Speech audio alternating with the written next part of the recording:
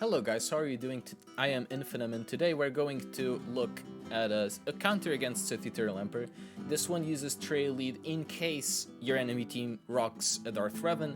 In case it doesn't, you can swap in Darth Vader to the leadership ability as Darth Vader with his lead, and the Zeta will allow you to keep the dots that you apply from early on via the Wat Tambor assists, via his own Force Crush, so you can Culling Blade Sith Eternal Emperor with more use later down the line, given that whenever you kill an enemy, they're going to cleanse all of their debuffs.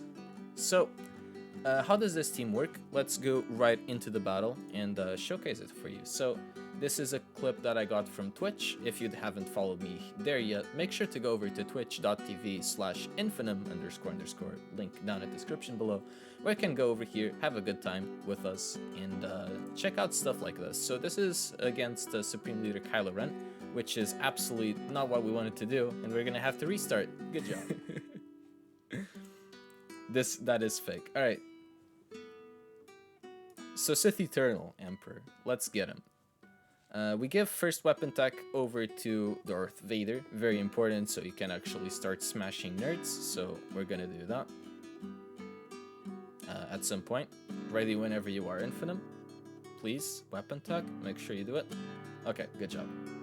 Vader, please target Vader. okay, please, do it. There we go, you did it. Alright, so they're going to link KRU because he's pre-taunting, but he's also going to link the fastest character, which is Thrawn in this team. So in this case, alright, let's look at a couple of actions over here real quick in regards to Darth Revan's turn.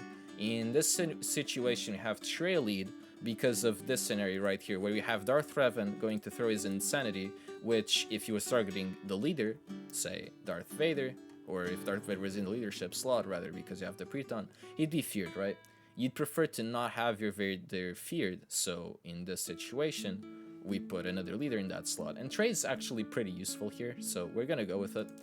And now some more debuffs from the Force Crush from Vader. I guess, like, in this situation, he would have wiped off the fear from Vader because he would have hit him.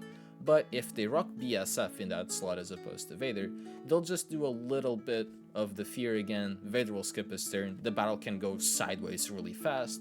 But if you make sure that Vader is not in that leadership slot, you're gonna have an easier time with going with this. So at this point, we're just going to TM swap over to Vader. We're gonna let him just start slapping nerds however he can. So we're going to go into Merciless. We're going to put our AoE into Sith Eternal Emperor. We're going to bop Malik because it can be a huge issue later down the road. We just basic the other guys, and we go from here. Alright, sweet. So how do we play this part? This is quite interesting. Since Darth Revan isn't here, we're going to Force Crush regardless. But we gotta be careful with one thing. Here, well, we have a free Fracture in Sith Eternal. Why not, right? So we take it. And we want to be careful with Darth Revan. We apply him the daze. But look at this cool interaction here with Darth Revan, right? Whenever he goes below 50% health, the cool thing about it, as I was pointing out during the stream, is that he's going to equalize health with the tankiest character available out there, the one with the largest health pool. Who is that? Sith Eternal Emperor, right? And he's the Galactic Legend. He's the one that you want to kill. So if you are playing against Darth Revan and you don't kill him early on, and you don't kill any other of the Sith allies at this point, you can actually use all of this damage that Darth Revan did to Sith Eternal Emperor in a way where we can actually exploit it and have an easier time to kill Sith Eternal Emperor later on.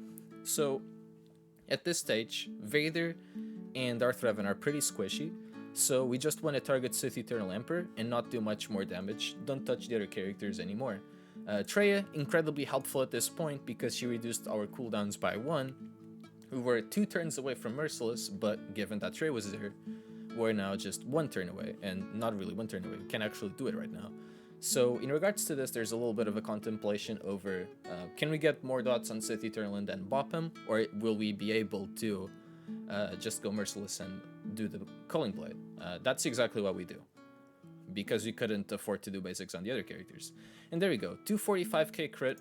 Maybe a stonk Sith Eternal, very protection modded, with some of that health could have still survived it, but given the amount of debuffs you had on him, given what Darth Revan did over to Sith Eternal Emperor, we could actually exploit that weakness over there and just bop Sith Eternal Emperor. And from here, we just work on the other two characters, and it's a piece of cake. The same team can actually beat Darth Revan. It can also be, like, the lead Sith Empire team can also beat Supreme Leader Kylo Ren. That is something that I'll be uploading tomorrow about. But it works pretty easily against Sith Eternal. No issues. The team is completely healthy. I mean, not 60 banner win, but nobody died.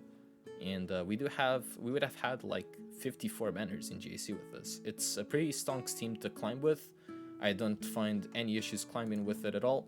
I usually don't really practice with this team because I have Supreme Leader Kylo, so I just use it to go against Sith Eternal Emperors, but every now and then I kind of want to test mods and see what it looks like.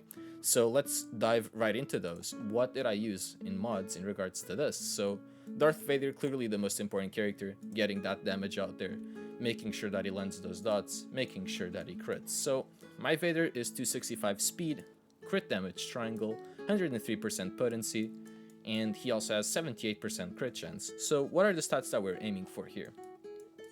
You want a fast Darth Vader, so 250 speed is pretty decent. Crit damage triangle, so you can actually benefit from your crit chance. You get an extra 25% under Merciless more often, so you're gonna hit a lot harder. You want to make sure that when you're targeting the enemy's Galactic Legend, you do have your Merciless on, and potency, so you can actually land those dots with Force Crush.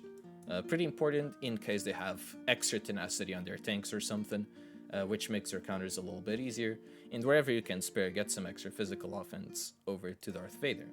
When we move over to Thrawn, we want him just speedy, 304. Wherever you can, please try to allocate some extra protection, as when he's doing the TM swap, he also heals for 30% protection of himself and his target allies, so that's more protection that you can heal with Thrawn.